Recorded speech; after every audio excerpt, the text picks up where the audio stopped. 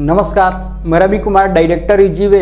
तो चलिए हम लोग आज का क्लास स्टार्ट करते हैं। आज के क्लास में हम लोग सरफेस गेज या मार्किंग ब्लॉक के बारे में समझने वाले हैं। अगर यहाँ पर देखेंगे तो ये सरफेस गेज है और आगे हम लोग टाइप डिस्कस करेंगे। तो अगर अभी इसके बारे में देखें तो ये फिक्स्ड टाइप सरफेस गेज है और ये यूनिवर्सल टाइप सरफेस गेज है। दोनों में क्या अंतर होता है हम लोग ये आगे डिस्कस करने वाले हैं, लेकिन बेसिक रूप से अगर इसके बारे में बात करेंगे तो ये एक प्रकार का मार्किंग टूल होता है। और भी यूज देखें तो अभी एक एक करके आ जाएगा सारा चीज़, जिसका प्रयोग हम लोग वर्कशॉप में मार्किंग के लिए करते हैं। तो यह एक प्रकार का मार्किंग टूल है। इसे मार्किंग या स्क्राइबिंग ब्लॉक भी कहा जाता है। पहला क्वेश्चन तो एग्जाम में यही पूछा जाता है कि मार्किंग ब्लॉक को और किस नामों से जाना जाता है। तो स्क्राइबिंग ब्लॉक, नहीं तो सरफेस गेज भी बोलते हैं इसको।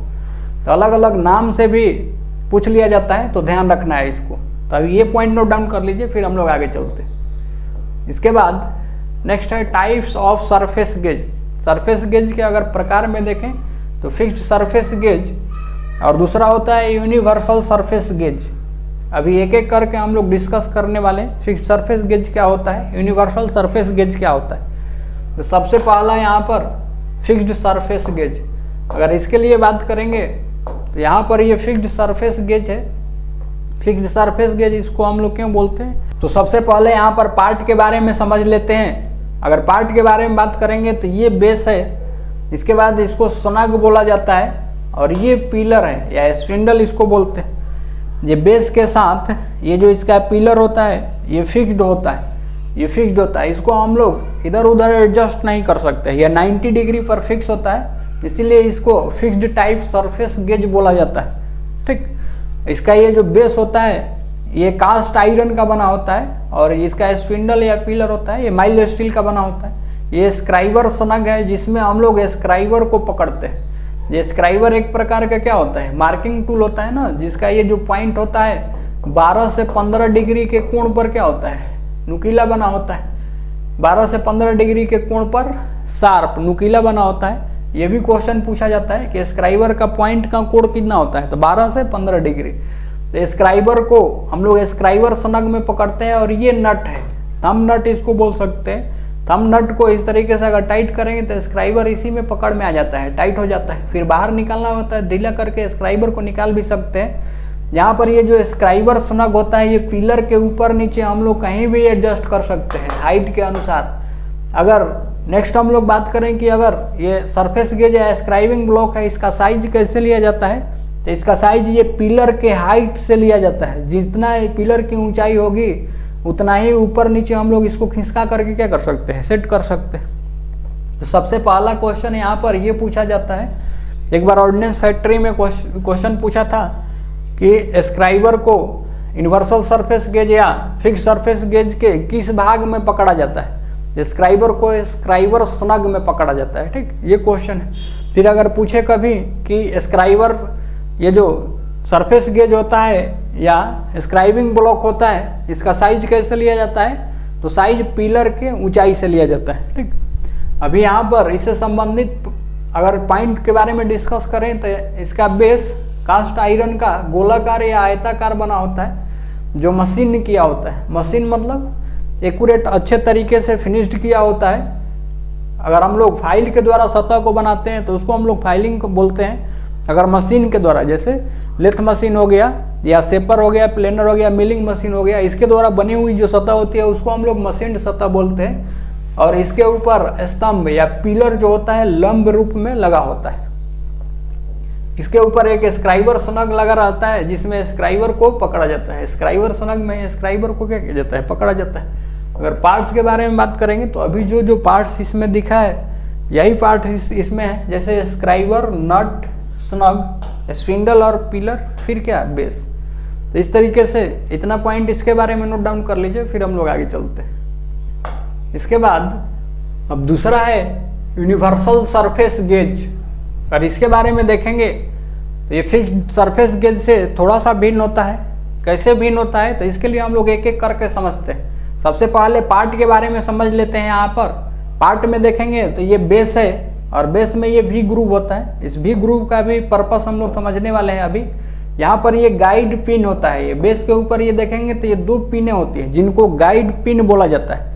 और इन गाइड पिनों का प्रयोग करके हम लोग बनी भुजा के समानांतर लाइन को ड्रॉ कर सकते हैं। कैसे हम लोग ड्रॉ करते हैं ये सारा चीज़ समझ में आएगा, पहले पार्ट क्लियर कर लेते हैं। इसके बाद यहाँ देखेंगे तो ये रॉकर आर्म होता है, इस तरीके से एक छोटा सा मेंबर निकला होता है, इसको हम लोग रॉकर आर्म बोलते हैं। ये फाइन एडजस्टिंग स्क्रू है, ये पिलर नहीं तो स्पिंडल बोल सकते हैं।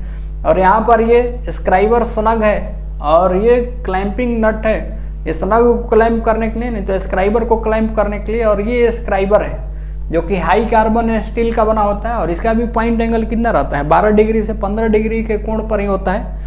तो उसी तरीके से जिस तरीके से हम लोग फिक्स्ड सरफेस गेज में स्क्राइबर के बारे में 12 से 15 पढ़े थे, उसी तरीके का है ये भी। और ये बेंट स्क्राइबर है क्योंकि एक सिरा इसका क्या होता है 90 डिग्री पर और एक सिरा ये सीधा होता है।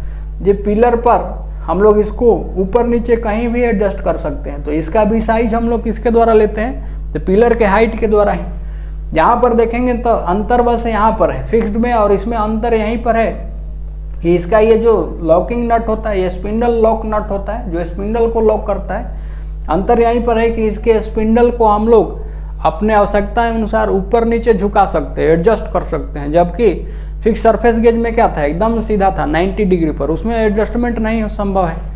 तो यही इसमें फ़ायदा हो जाता है। और ये जो फाइन एडजस्टमेंट स्क्रू होता है इसका भी प्रयोग करके हम लोग इस स्क्राइबर को थोड़ा सा अगर ऊपर नीचे करना है तो हम लोग ऊपर नीचे एडजस्ट कर सकते हैं। अभी एक एक करके यूज समझते हैं किस तरीके से इसका प्रयोग किया जाता है। यहाँ पर देखेंगे तो ये स्क्राइबिंग ब्लॉक है, ठीक।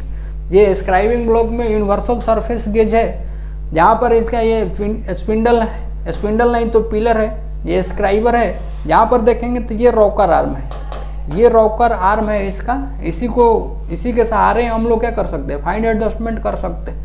सबसे पहले यहाँ समझते हैं अगर हम लोगों को ज़्यादा झुकाव चाहिए तो ये जो ये पिलर लॉक नट होता है इसको हम लोग खोल करके और इसको झुका सकते हैं। अगर कम एडजस्टमेंट चाहिए तो इसके लिए हम लोग क्या करते हैं, यहाँ पर ये फाइन एडजस्टिंग स्क्रू है इसको हम लोग टाइट करेंगे। सबसे पहले यहाँ समझते हैं ये फाइन एडजस्टमेंट स्क्रू होता है, ये एक छोटी सी स्क्रू के द्वारा बीच में बंधी होती है जिस पर ये इस तरीके से चल सकता है।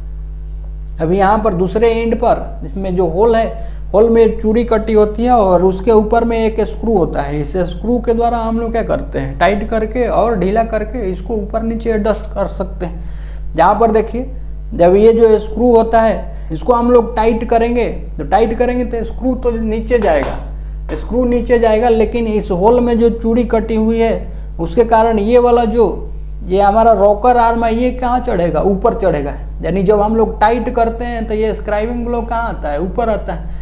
और जब हम लोग ढीला करते हैं, इसको ढीला करेंगे यहाँ से तो ये किधर झुकता है, नीचे की तरफ आता है। तो जस्ट उल्टा होता है यहाँ पे, ठीक। यहाँ पर फाइन सेटिंग डिवाइस का क्या काम है, जैसे मान के चलिए ये स्क्राइबिंग ब्लॉक है, स्क्राइबिंग ब्लॉक के ये जो पॉइंट है इस सतह के साथ टच में रखना है और ये कुछ ही हाइट पर है। जैसे सतह यहाँ है और स्क्राइबिंग ब्लॉक का पॉइंट यहाँ पर है, वहीं एडजस्टमेंट करना है। तो इसके लिए हम लोग स्क्रू का प्रयोग करेंगे, ना कि ये पूरा पिलर को झुकाएंगे। तो इसके लिए ये स्क्रू को हम लोग क्या करेंगे, इस तरीके से ढीला करके टाइट करके यहाँ पर सेटिंग कर सकते हैं। यहाँ पर ये जो 2 गाइड पिनें होती हैं इनका प्रयोग करके हम लोग बनी भुजा के समानांतर लाइन को खींच सकते हैं। कैसे खींच सकते हैं इसको हम लोग यहाँ पर समझने वाले हैं। जैसे यहाँ पर ये जो गाइड पिन होती है इनको हम लोग इस तरीके से क्या कर देते हैं, पुश करेंगे, दबाएंगे इनको तो ये पैर की भांति बाहर निकल जाती है। इस फिगर में दिखाया गया है इस तरीके से ये बाहर पिन निकल जाती है। यहाँ पर मान के चलते हैं ये जॉब है, ये 90 डिग्री पर ये बना हुआ जॉब है और ये वाली जॉब की सतह एक्यूरेट फिनिश की गई है, मशीन किया गया है। और इसका सहारा ले करके, इस सतह का सहारा ले करके हम लोग इस सतह पर इसी के समानांतर लाइन खींचना चाहते हैं। इसके लिए हम लोग क्या करते हैं, ये पुश कर देते हैं इस पिन को, और पिन को पुश करने के बाद इस तरीके से लेग के जैसा निकल जाता है बाहर, जॉब के सतह के साथ टच करके। और फिर हम लोग क्या कर सकते हैं, स्क्राइबर को सतह पर सेट करके और ऐसे खिसका करके मार्किंग कर सकते हैं। अगर ये गाइड पिन इस तरीके से हम लोग पीछे की तरफ पुश करके, नीचे की तरफ पुश करके नहीं रखते, बिना इसके सहारे अगर हम लोग मार्किंग करना चाहते तो जॉब के सतह के साथ टच करते तो स्क्राइबर क्या हो जाता है, बाहर की तरफ निकल जाता है, खिसक जाता है। यानी सही मार्किंग नहीं कर पाते।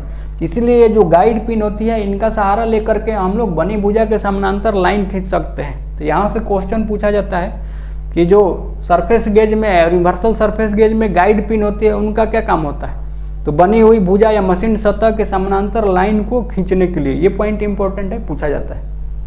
अभी एक एक पॉइंट डिस्कस कर लेते हैं। यह surface gauge fix surface gauge से मिलता जुलता है, अंतर केवल इतना है कि इसका पिलर या स्पिंडल एडजस्टेबल होता है, जो बेस पर लगे रॉकर आर्म की सहायता से स्क्राइबर को क्या करता है, ऊपर नीचे एडजस्ट करता है। इसका आधार या बेस कास्ट आयरन का बना होता है। इसके बेस में वी आकार की झिरी कटी होती है तथा बेस में 2 गाइड पिनें लगी होती है। ये जो स्लॉट कटा होता है इसका पर्पस हम लोग आगे समझते हैं। इन पिनों को जॉब की मशीन्ड सरफेस मतलब ये जो चिकनी सतह है इससे सटा करके और समांतर रेखाएं खींच सकते हैं। ये पॉइंट इंपॉर्टेंट है, यहाँ से पूछा जाता है क्वेश्चन। तो इतना पॉइंट नोट डाउन कर लीजिए, फिर आगे चलते हैं। अब नेक्स्ट है parts of universal surface gauge. अगर यूनिवर्सल सरफेस गेज के पार्ट्स में देखेंगे तो बेस, फीलर या स्पिंडल हो गया, उसके बाद scriber, scribing snug, rocker arm, ये वाला जो भाग होता है इसको हम लोग क्या बोलते हैं, रॉकर आर्म, फाइन या रॉकर एडजस्टमेंट स्क्रू।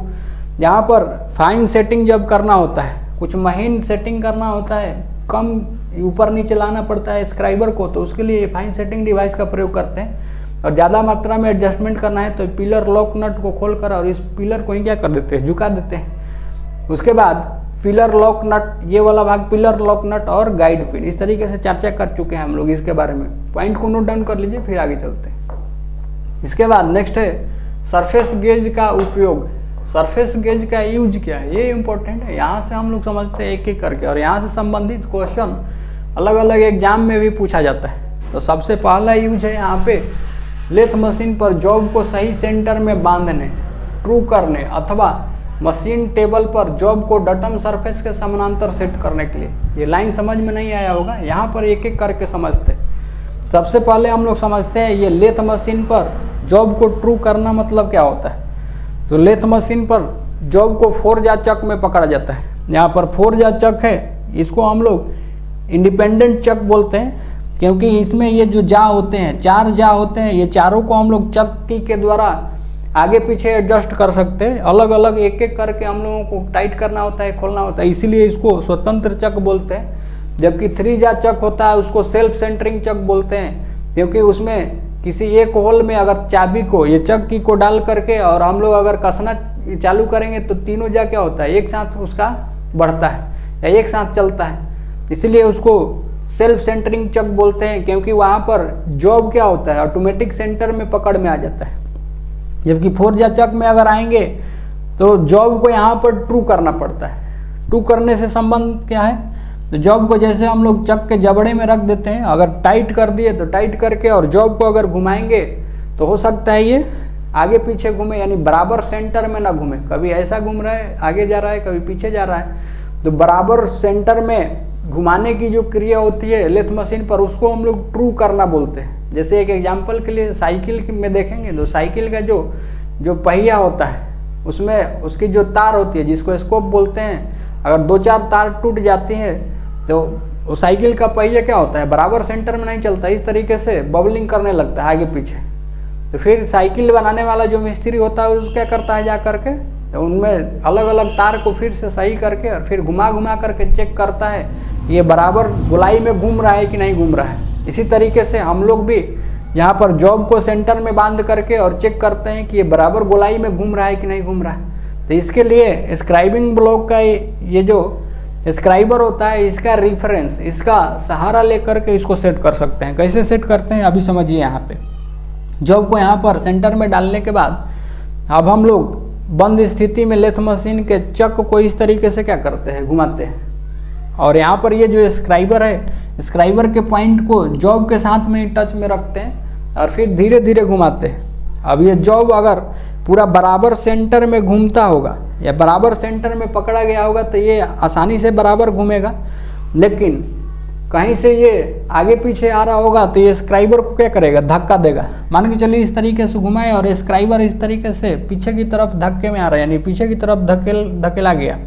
तो इधर अगर आएगा तो हम लोग क्या समझेंगे, ये जो जॉब है इसके पीछे जो इसका जा है, चक का जा है, वो ज़्यादा टाइट है, तो सबसे पहले हम लोग क्या करते हैं, इसके अपोजिट वाले जॉब को, जिधर से ये आगे आया उसके पीछे वाले जबड़े को हम लोग क्या करते हैं, खोलते हैं, ढीला करते हैं। ढीला करने से जॉब क्या होगा, आगे की तरफ शिफ्ट होगा, और उसके सामने वाले जबड़े को हम लोग क्या करते हैं, टाइट करते हैं। तो इस तरीके से फिर घुमा कर चेक करेंगे। अगर फिर इसी तरीके से बाहर आ रहा है, यानी जिधर से आगे की तरफ आएगा उसके अपोजिट वाले जबड़े को हम लोग क्या करते हैं, ढीला करते हैं, और उसके सामने वाले जबड़े को टाइट करके और ऐसा कार्य कर करके और जॉब को सेंटर में घुमाने का कोशिश करते हैं। अगर जॉब सेंटर में नहीं घूमेगा तो लेथ मशीन पर जब हम लोग कटाई करेंगे तो कटाई करते वक्त हमारा जॉब का सतह सही नहीं बनेगा। इसलिए लेथ मशीन पर काम करने से पहले ट्रू करना, जॉब को ट्रू करना, सही सेंटर में बांधना जरूरी होता है। तो पहला यूज तो यही है कि लेथ मशीन के ऊपर जो जॉब हम लोग पकड़ते हैं फोर्ज या चक में, इसको ट्रू करने के लिए इस स्क्राइबिंग ब्लॉक का प्रयोग किया जाता है। ये क्वेश्चन पूछा जाता है, पूछेगा कि जॉब को ट्रू करने के लिए निम्न में से कौन सा औजार प्रयोग किया जाता है, तो सरफेस गेज। ठीक, और यहाँ पर देखेंगे तो जैसे ये जॉब है, इस जॉब को मशीन के टेबल पर अगर हम लोग सेट कर रहे हैं तो सेट करते समय ये बराबर सेट हो रहा है कि नहीं हो रहा है, इसके लिए भी रेफरेंस ले सकते हैं। इसके लिए देखिए स्क्राइबिंग ब्लॉक का ये स्क्राइबर है, ये जॉब के ऊपरी सतह से टच करके सेट कर लेते हैं। फिर यहाँ पर ला करके इस सतह को भी चेक करेंगे कि ये जितना हाइट पर है, जितना लेवल पे है, ये भी उतने ही लेवल पर सेट है कि नहीं है। इस तरीके से चेक करने के लिए इसका प्रयोग करते हैं। तो पहला जो पॉइंट है ट्रू करना, और जटम सरफेस मतलब जो रेफरेंस सतह या आधार सतह होता है, इसके समानांतर सेट करना है जॉब को, तो इसके लिए सेट कर सकते हैं। इसके बाद गोल एवं वर्गाकार जॉब का केंद्र ज्ञात करने के लिए यहाँ पर देखेंगे तो ये गोल जॉब या स्क्वायर जॉब होता है, उसका भी सेंटर हम लोग फाइंड आउट कर सकते हैं। इसके लिए हम लोग क्या करते हैं, इस तरीके से गोल जॉब है तो इसके सतह के ऊपर सबसे पहले मार्किंग मीडिया के रूप में चौक का प्रयोग करते हैं, लेप लगा लेते हैं। लेप लगाने के बाद ये स्क्राइबिंग ब्लॉक के स्क्राइबर को एक हाइट पर सेट करके और उसी तरीके से 4 लाइन ड्रॉ करते हैं। सबसे पहला लाइन ये, उसके बाद एक लाइन जब ड्रॉ हो गया तो ये वी ब्लॉक, ये जो वी ब्लॉक है, वी ब्लॉक में इसको हम लोग क्या कर देते हैं, वी ब्लॉक में इसको घुमा देते हैं। घुमाने के बाद दूसरा लाइन ड्रॉ करेंगे। इसी तरीके से फिर घुमा करके जॉब को और फिर इधर वी ब्लॉक में लाएंगे, वी ब्लॉक में घुमा करके ये वाली सतह लाएंगे। फिर इस तरीके से 4 लाइन ड्रॉ करके और ये जो कटिंग पॉइंट होता है इनका, यहाँ से गोल जॉब का या बेलनाकार जॉब का सेंटर फाइंड आउट कर सकते हैं। तो ये हम लोग पिछले क्लास में भी चर्चा किए हैं जब हम लोग वी ब्लॉक के बारे में पढ़ रहे थे। फिर यहाँ भी उसी तरीके से सेंटर निकाल सकते हैं। अभी यहाँ पर गाइड पिन का सहारा लेकर के बनी भुजा के समानांतर लाइन भी खींच सकते हैं। तो ये पॉइंट इंपॉर्टेंट है, यहाँ से पूछा जाता है। अभी इसके बाद का अगर पॉइंट देखें तो गाइड पिन की सहायता से बनी भुजा के समानांतर रेखाएं भी खींच सकते हैं। तो ये इंपॉर्टेंट पॉइंट है, पूछा जाता है। ठीक, इसके बाद अब नेक्स्ट है सरफेस गेज में वी स्लॉट के लाभ। वी स्लॉट का क्या फायदा होता है, यहाँ पर देखेंगे तो ये सरफेस गेज में वी स्लॉट होता है। इसका क्या फायदा हो जाता है, तो सबसे पहले हम लोग ये समझते हैं, जब ये सरफेस गेज का हम लोग प्रयोग करते हैं मार्किंग के लिए, तो उसके लिए ये सरफेस प्लेट रेफरेंस सतह या आधार सतह के रूप में यूज किया जाता है। और ये सरफेस प्लेट क्या होता है, एकदम चिकना होता है। और इसका ये वी ब्लॉक का बेस भी होता है, ये स्क्राइबिंग ब्लॉक का बेस होता है, ये भी चिकना होता है। तो यहाँ पर जब सतह के ऊपर सरफेस प्लेट के ऊपर इसको रखते हैं तो ये बीच में वी ग्रुप बने होने की वजह से जब सरफेस प्लेट पर हम लोग मार्किंग के लिए इधर उधर इसको खिसकाते हैं तो ये आसानी से खिसकता है, क्योंकि यहाँ पर ये जो वी स्लॉट कटा होता है इससे एयर आर पार पास होते रहता है, जिसके कारण सतह और इसके बेस में वैक्यूम नहीं पैदा होता है, यानी निर्वात की स्थिति नहीं आती है, जिसके कारण ये सतह पर चिपकता नहीं है और आसानी से क्या होता है, सतह पर सरफेस प्लेट पर स्लाइड भी करता है। तो पहला फायदा ये है। दूसरा फायदा ये है कि सरफेस प्लेट ये वर्कशॉप में ये इस तरीके से खुला ही रहता है, यूज होता है दिन भर। तो इस पर अगर कहीं से धूल कण भी इस पर आकर के जमा हो गया है तो हम लोग डायरेक्ट इसको अगर सरफेस गेज के ऊपर सरफेस प्लेट के ऊपर ये स्क्राइबिंग ब्लॉक को चलाएंगे तो हो सकता है ये सरफेस प्लेट पर जो धूल कण है इसके बेस के नीचे आ जाए। तो नीचे आने की वजह से धीरे धीरे ये स्लाइड होते होते कहाँ पर पहुँच जाता है, तो ये वी ब्लॉक में जाकर ये वी ग्रुप में जा करके और जमा हो जाता है। इसलिए इस तरीके से अगर हम लोग सरफेस गेज को उठा करके बेस में देखेंगे तो ये वी ग्रुप जो होता है वहीं पर ज़्यादा कचरा मिलता है। तो इससे एक्यूरेसी पर भी प्रभाव नहीं पड़ता है, यानी उसके नीचे भी अगर कंकड़ छोटा सा आया है, धूल कण आया है, तो धीरे धीरे खिसक कर कहाँ चला जाता है, वी स्लॉट में चला जाता है, जिसके कारण मार्किंग करते समय एक्यूरेसी में अंतर नहीं आता है। दूसरा पर्पस इस वी ग्रूव का होता है, अगर कोई सिलेंड्रिकल जॉब है या बेलनाकार जॉब है, उस पर अगर बेस को रखना है, टिकाना है, तो उसके लिए भी इसका सहारा ले सकते हैं। तो अभी यही पॉइंट हम लोग यहाँ डिस्कस कर लेते हैं। वी स्लॉट होने के कारण सरफेस प्लेट एवं बेस में शून्य यानी वैक्यूम पैदा नहीं होता, जिसके कारण ये आसानी से क्या होता है, सरफेस प्लेट पर स्लाइड करता है। सरफेस प्लेट पर लगे तेल एवं धूल कण वी स्लॉट के अंदर आ जाते हैं, इसलिए एक्यूरेसी में कोई अंतर नहीं पड़ता। तो इस तरीके से ये सारे पॉइंट नोट डाउन कर लीजिए। आज हम लोग इतना ही रहने देते हैं। अब नेक्स्ट क्लास में मिलेंगे किसी और टॉपिक को लेकर के, तब तक के लिए धन्यवाद।